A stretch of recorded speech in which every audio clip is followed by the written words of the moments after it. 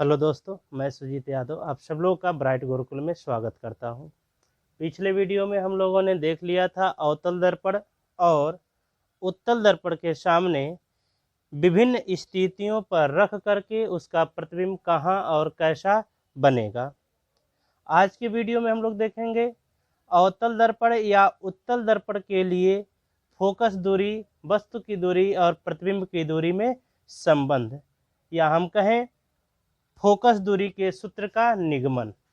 अवतल दर्पण के लिए या उत्तल दर्पण के लिए फोकस दूरी के सूत्र का निगमन कैसे किया जाएगा। निगमन करने से पहले हम लोग निर्देशांक ज्यामिति की चिन्ह परिपाटी देखेंगे। निर्देशांक ज्यामिति की चिन्ह परिपाटी बहुत ही महत्वपूर्ण है इस लेसन के न्यूमेरिकल लगाने के दृष्टिकोण से भी। अगर हमको यह चिन्ह परिपाटी नहीं पता होगी तो हम जो है इसके न्यूमेरिकल नहीं सॉल्व कर पाएंगे ढंग से। निर्देशांक ज्यामिति की चिन्ह परिपाटी क्या होती है? निर्देशांक ज्यामिति की चिन्ह परिपाटी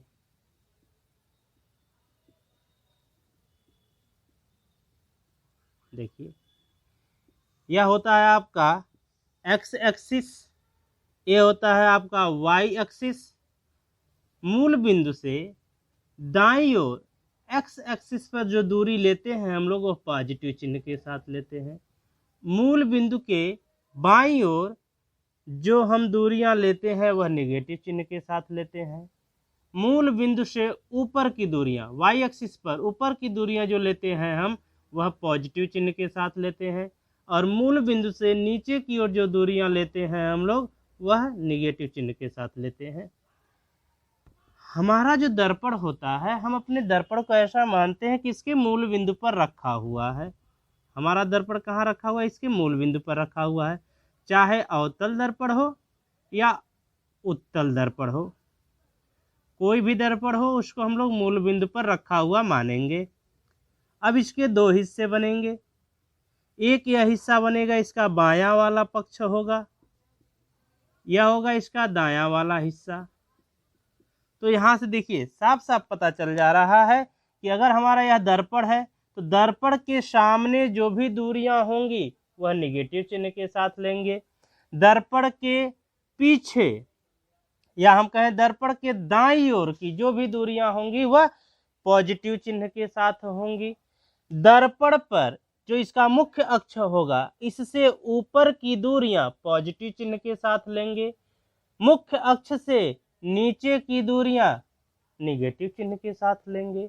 इस प्रकार से हम क्या देखेंगे, हमारे पास था अवतल दर्पण। अवतल दर्पण, अवतल दर्पण में अवतल दर्पण यहाँ रखेंगे तो अवतल दर्पण की त्रिज्या किधर पड़ेगी? इस साइड में पड़ेगी। अवतल दर्पण की फोकस दूरी किधर पड़ेगी? इस साइड में पड़ेगी। तो हम कहेंगे अवतल दर्पण की वक्रता त्रिज्या और अवतल दर्पण की फोकस दूरी दोनों निगेटिव होती है। वक्रता त्रिज्या भी निगेटिव होती है और फोकस दूरी भी निगेटिव होती है। वस्तु को हमेशा बाईं ओर रखा जाता है। जब भी वस्तु को रखा जाता है दर्पण के सामने रखा जाता है तो वस्तु की दूरी तो हमेशा निगेटिव होगी। वस्तु की दूरी को यू से दिखाएंगे तो वस्तु की दूरी तो हमेशा निगेटिव होगी। अवतल दर्पण में जो प्रतिबिंब बनता है वह वास्तविक बनता है और उल्टा बनता है। तो हम कहेंगे वस्तु का जो प्रतिबिंब बनेगा वह वास्तविक बनेगा। वास्तविक बनेगा किधर बनेगा? दर्पण के सामने बनेगा, मतलब इसी साइड में, बाएं साइड में बनेगा। तो इसके लिए प्रतिबिंब की दूरी भी ऋणात्मक होगी। लेकिन अगर प्रतिबिंब आभासी बन रहा है इसका मतलब दर्पण के पीछे बन रहा होगा, और जब दर्पण के पीछे बन रहा होगा तो ऐसे कंडीशन में भी का मान पॉजिटिव हो जाएगा। कब? जब प्रतिबिंब आभासी बनेगा। जब प्रतिबिंब आभासी बनेगा तो प्रतिबिंब की दूरी क्या हो जाएगी? पॉजिटिव हो जाएगी। वस्तु की लंबाई, वस्तु हमेशा सीधा रखते हैं, इस तरीके से रखते हैं वस्तु को हमेशा, तो वस्तु की लंबाई हमेशा पॉजिटिव होगी। वस्तु की लंबाई पॉजिटिव होगी। वस्तु की लंबाई हमेशा धनात्मक होगी। वास्तविक प्रतिबिंब के लिए जो प्रतिबिंब की लंबाई होगी वह निगेटिव होगी, क्योंकि प्रतिबिंब जो होता है वह उल्टा बनता है, मुख्य अक्ष के नीचे की दूरियां होंगी। तो प्रतिबिंब की लंबाई निगेटिव होगी। कब होगी? वास्तविक प्रतिबिंब के लिए। जब प्रतिबिंब वास्तविक बनेगा तब के लिए जो प्रतिबिंब की लंबाई होगी वह निगेटिव होगी। लेकिन अगर प्रतिबिंब आभासी बन रहा है तो आभासी प्रतिबिंब की लंबाई पॉजिटिव होगी। आभासी प्रतिबिंब की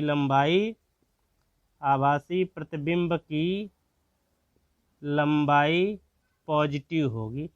अब इसके जगह पर अगर मान लीजिए उत्तल दर्पण रख दिया जाए, जब हम यहाँ पर उत्तल दर्पण रखेंगे तो उसका इस तरीके से रखा जाएगा।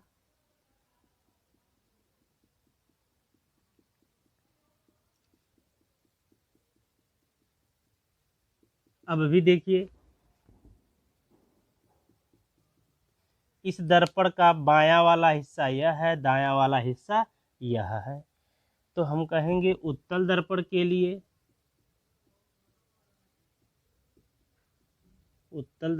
लिए, वस्तु हमेशा बाईं ओर रखी जाती है। वस्तु को हमेशा दर्पण के सामने रखेंगे। तो जब वस्तु को हमेशा दर्पण के सामने रखेंगे तो u का मान तो हमेशा निगेटिव होगा, चाहे अवतल दर्पण हो चाहे उत्तल दर्पण हो। यहाँ देखिए, यह जो दर्पण है, उत्तल दर्पण जो है, इसका त्रिज्या इस साइड में पड़ रहा है, मतलब दाएं साइड में पड़ रहा है, और दाएं साइड की दूरियां पॉजिटिव होती हैं, तो इसकी वक्रता त्रिज्या पॉजिटिव हो जाएगी। इस दर्पण की फोकस दूरी भी दाएं साइड में पड़ेगी, तो इसकी फोकस दूरी भी पॉजिटिव होगी। और हमको पता है कि उत्तल दर्पण से प्रतिबिंब हमेशा आभासी और सीधा बनता है। जब प्रतिबिंब हमेशा आभासी और सीधा बनता है तो प्रतिबिंब की लंबाई पॉजिटिव चिन्ह के साथ लेंगे। प्रतिबिंब की लंबाई पॉजिटिव लेंगे, क्योंकि उत्तल दर्पण से प्रतिबिंब हमेशा काल्पनिक बनता है और सीधा बनता है। वस्तु की लंबाई कैसे लेंगे? वस्तु तो हमेशा सीधा रखेंगे, तो वस्तु की लंबाई को हमेशा पॉजिटिव लेते ही है। वस्तु की लंबाई पॉजिटिव होगी। यह हो गया निर्देशांक ज्यामिति की चिन्ह परिपाटी। इसको हमको देखना बहुत ही जरूरी है, नहीं तो हमारा न्यूमेरिकल भी नहीं लगेगा इस लेसन का। अब देखिए, यहाँ से आपको पता है जो हमारा फोकस दूरी होता है वह वक्रता त्रिज्या की आधी होती है। पिछले वीडियो में हमने बताया था कि फोकस दूरी जो होता है वक्रता केंद्र और ध्रुव के ठीक बीच में होता है, अर्थात फोकस दूरी वक्रता त्रिज्या की आधी होती है। अब हम लोग देखेंगे अवतल दर्पण के लिए u, v और f में संबंध। u वस्तु की दूरी, v प्रतिबिंब की दूरी और f दर्पण की फोकस दूरी।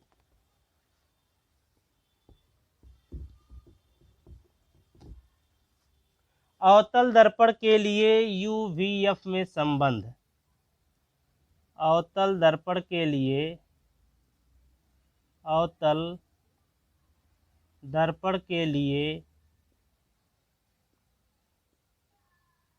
u, v, f में संबंध।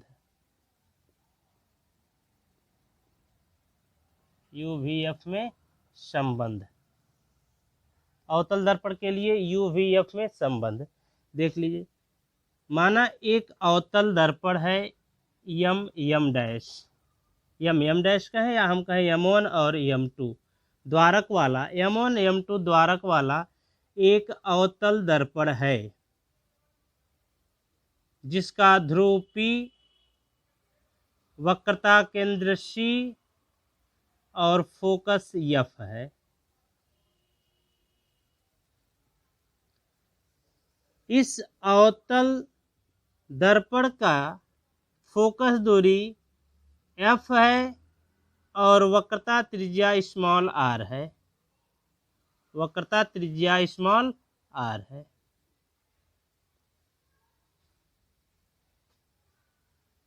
इस एफ फोकस दूरी वाले अवतल दर्पण के सामने एक वस्तु रखी हुई है यू दूरी पर।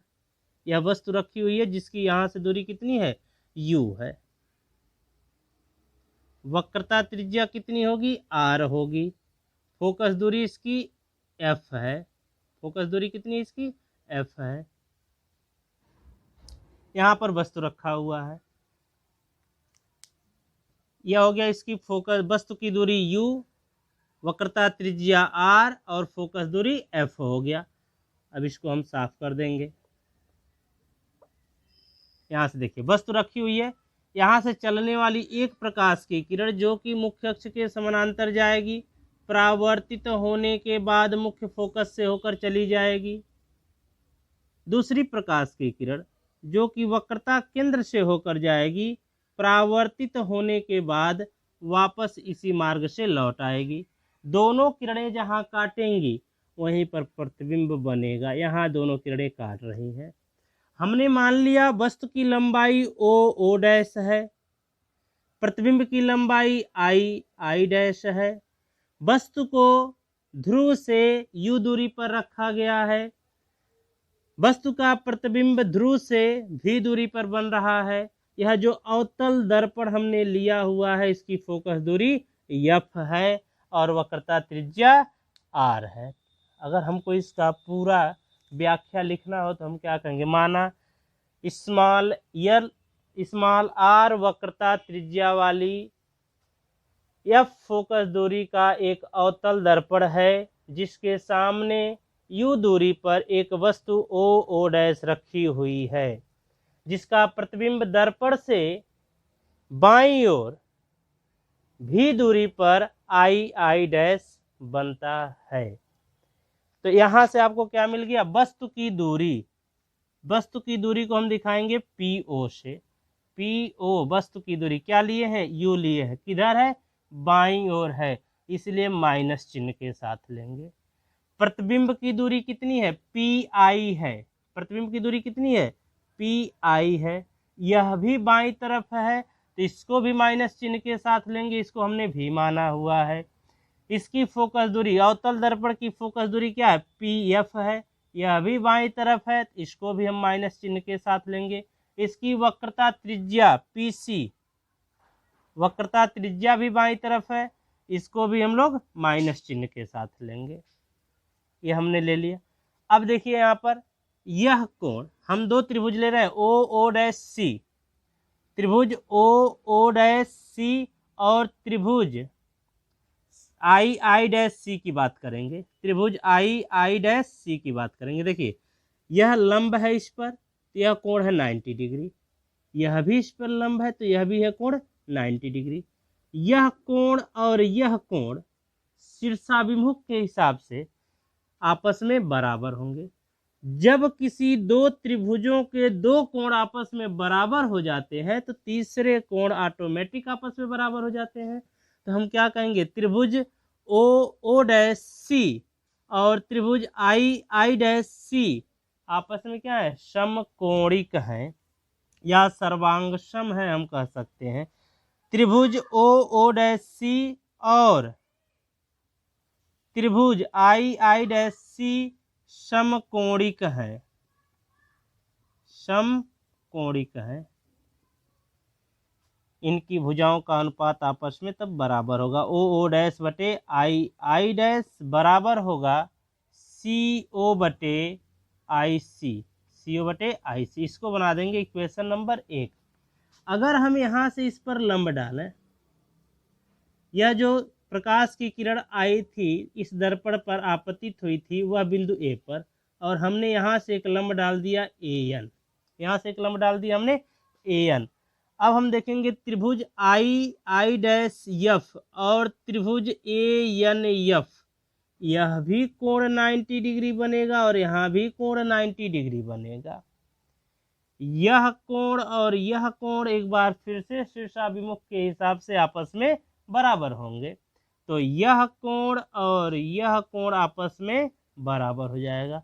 तो हम कहेंगे त्रिभुज आई डैश एफ और त्रिभुज ANF समकोणिक है, ANF समकोणिक है।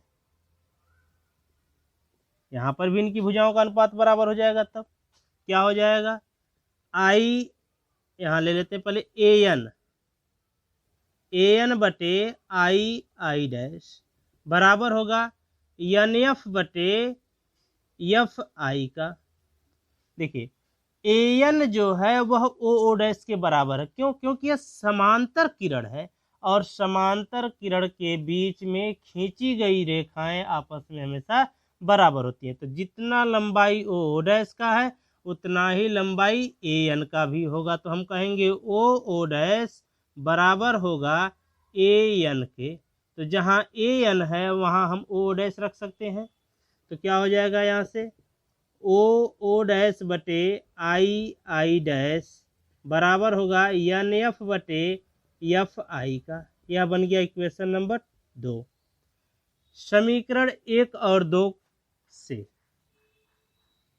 समीकरण 1 और 2 से, समीकरण 1 और 2 से दोनों OO डैश बटे I डैश वस्तु की लंबाई बटे प्रतिबिंब की लंबाई, यह भी क्या है, वस्तु की लंबाई बटे प्रतिबिंब की लंबाई, यह भी क्या है, वस्तु की लंबाई बटे प्रतिबिंब की लंबाई।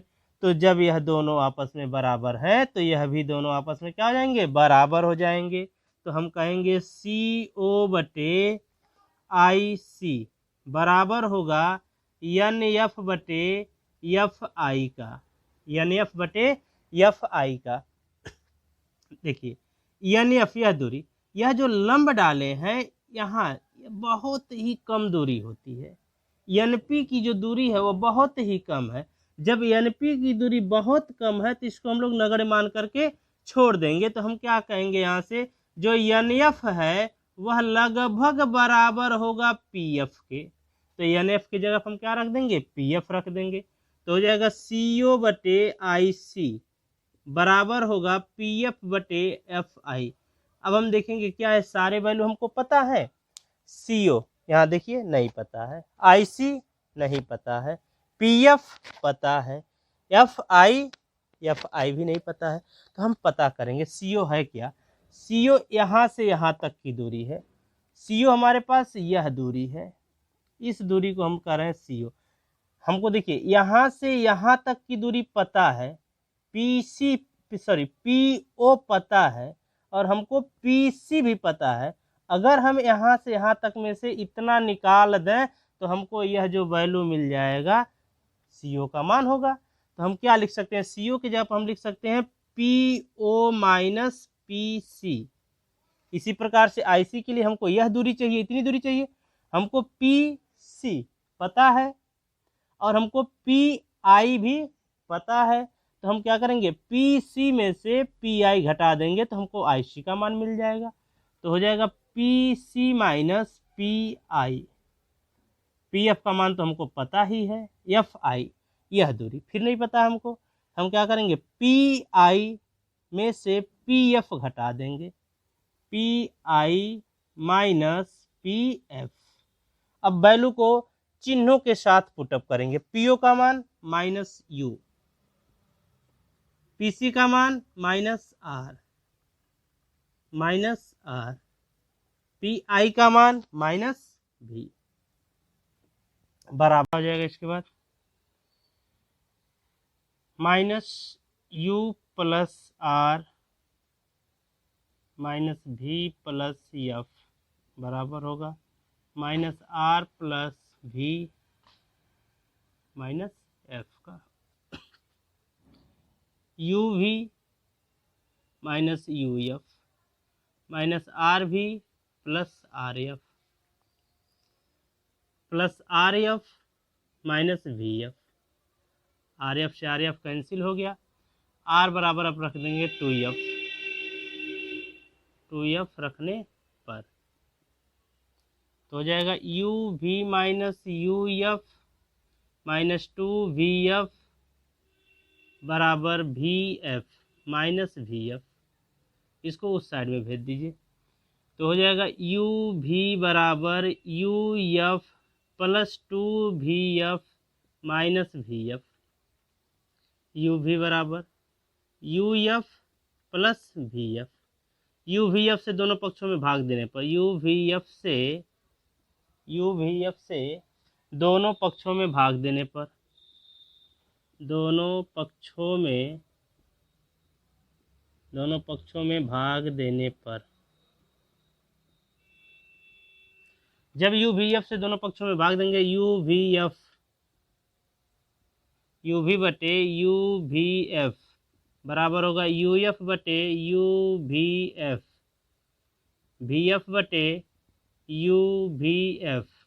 यू वी से यू वी कैंसिल हो गया, यू से यू कैंसिल हो गया, वी से वी कैंसिल हो गया, वी से वी कैंसिल हो गया, एफ से एफ कैंसिल हो गया। यहाँ बचा 1/f equal to 1/v plus 1/u। यही है अवतल दर्पण के लिए फोकस दूरी, वस्तु की दूरी और प्रतिबिंब की दूरी के बीच का संबंध। चाहे अवतल दर्पण हो चाहे उत्तल दर्पण हो, दोनों के लिए यही सूत्र आता है। तो आज के वीडियो में बस इतना ही। नेक्स्ट अगले वीडियो में देखा जाएगा।